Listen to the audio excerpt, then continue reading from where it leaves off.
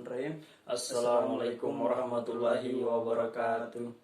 Perkenalkan, nama saya Zainal Stambuk O2711970, dan teman saya Saldiman Salang Stambuk O2711965. Di video kali ini kami akan menjelaskan mengenai praktikum lapang di Desa Sumbertani, Kecamatan Kasimbar, tentang budidaya rumput laut dari metode yang digunakan sampai proses pemanenan. Jenis rumput laut yang dibudidayakan di Desa Sumbertani yaitu jenis rumput laut Eusema cottoni. Eusema cottoni merupakan salah satu jenis rumput laut merah yang disebut juga Cappapichus alvarezi, di mana karena karaginan yang dihasilkan termasuk fraksi kappa karaginan. Adapun klasifikasi dan morfologi rumput laut Eusema cottoni. Klasifikasi rumput laut Eusema cottoni. Divisi Rhodophyta, Phylum Rhodophyceae, Ordo Gigartinales, Famili Soliericaceae, genus Eusema dan spesies Eusema cottoni. Adapun ciri-ciri dari Eusema cottoni yaitu talus silindris permukaan licin atau cartilaginous menyerupai tulang rawan, serta berwarna hijau terang, hijau olive dan coklat kemerahan. Percabangan talus berujung runcing atau tumpul, ditumbuhi nodulus atau tonjolan-tonjolan dan duri lunak. Untuk melindungi gametangia, percabangan bersifat alternatif, berseling, tidak teratur, serta dapat bersifat diktomus atau percabangan 2 dan trichotomus, sistem percabangan 3. Adapun habitat asli rumput laut Eusema cottoni di alam memerlukan sinar matahari untuk proses fotosintesis. Oleh karena itu, rumput laut jenis ini hanya mungkin hidup pada lapisan fotik, yaitu kedalaman sejauh sinar matahari masih mampu mencapainya. Di alam, jenis ini biasanya hidup berkumpul dalam satu komunitas atau koloni dengan indikator jenisnya. Spesies indikator antara lain jenis Claulerpa, Hypnea, Turbivaria, Padina, Gracilaria, dan Geledium. Eusema cottoni tumbuh dan di rataan terumbu karang, dangkal, sampai kedalaman 6 meter, melekat di batu karang, cangkang kerang, dan benda keras lainnya. Faktor yang sangat berpengaruh pada pertumbuhan jenis ini yaitu cukup arus dengan salinitas kadar garam yang stabil. Oleh karenanya, rumput laut jenis ini akan hidup bila jauh dari muara sungai. Jenis ini telah dibudidayakan dengan cara diikat pada tali sehingga tidak perlu melekat pada substrat karang atau pada benda lainnya. Adapun persyaratan budidaya Eusema cottoni, yang pertama itu memiliki substrat stabil, terlindung dari ombak yang kuat, dan umumnya di daerah terumbu karang. Kedalaman air pada surut rendah 1-30 cm. Perairan dilalui arus tetap dari laut lepas sepanjang pantai. Kecepatan arus antara 20-40 mil per menit. Jauh dari muara sungai, tidak mengandung lumpur dan air jernih. Suhu air berkisar 27-28 derajat Celcius. Salinitas berkisar 30-30 ppt dan pH 6,5-8,5. Lanjut ke teknik budidaya. Ada 3 metode budidaya yang digunakan. Yang pertama, metode lepas dasar, metode rakit apung, metode longlai.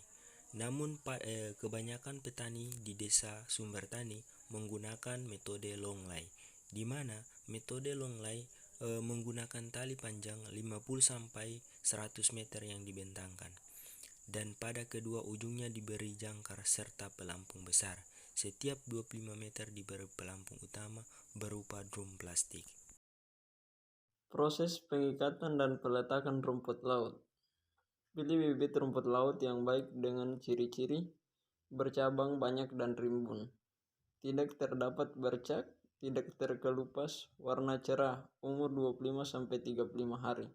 Sebaiknya dikumpulkan dari perairan pantai sekitar lokasi dan jumlahnya sesuai dengan kebutuhan. Pada saat pengangkutan bibit, tetap terendam di dalam air laut dengan menggunakan kotak styrofoam atau karton berlapis plastik. Bibit disusun berlapis dan berselang-selang antara pangkal talus dan ujung talus, dan antara lapisan dibatasi dengan kain yang sudah dibasahi air laut. Hindari bibit agar tidak terkena minyak kehujanan maupun kekeringan. Bibit diikat dengan tali rafia pada tali penggantung.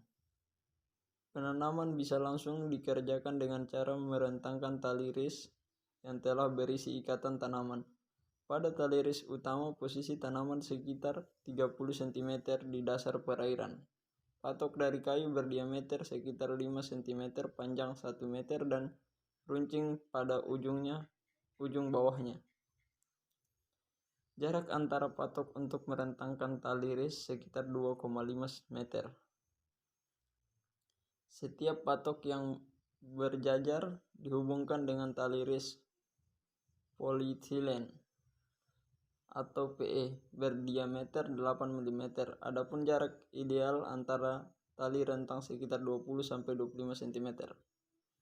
Perawatan dan pemeliharaan. Hal-hal yang perlu dilakukan dalam perawatan selama masa pemeliharaan adalah sebagai berikut. Bersihkan talus dari tumbuhan liar dan lumpur yang menempel sehingga tidak mengalami tanaman dari sinar matahari. Bersihkan tali penggantung dari sampah atau tumbuhan liar. Periksa keutuhan tali gantungan, perbaiki jika ada yang putus atau kencangkan jika tali agak kendor, atau ganti dengan tali yang baru. Periksa tanaman dari gangguan penyakit. Hama lain, rumput lain yang harus diwaspadai antara lain larva bulu babi, teripang, ikan-ikan herbivora seperti boronang. Pemanenan dan pengeringan.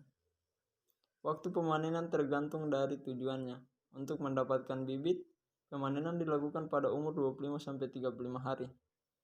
Dan untuk produksi dengan kualitas tinggi yang kandungannya keraginannya banyak, panen dilakukan pada umur 45 hari. Pemanenan dilakukan dengan mengangkat seluruh tanaman beserta tali penggantungnya. Pelepasan tanaman dari tali dilakukan di darat dengan cara memotong tali.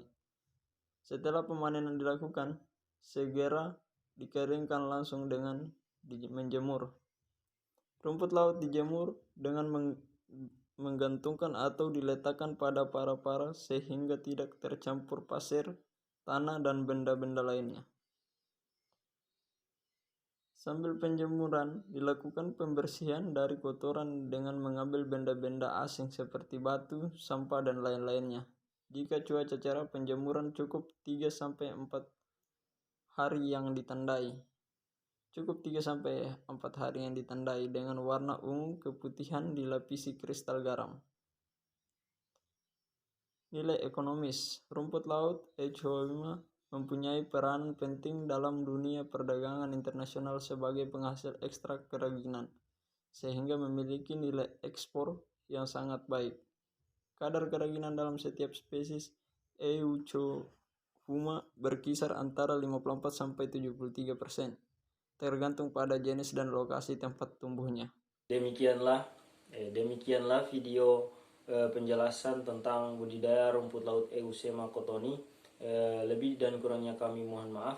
Billahi taufiq wal hidayah. Wassalamualaikum warahmatullahi wabarakatuh.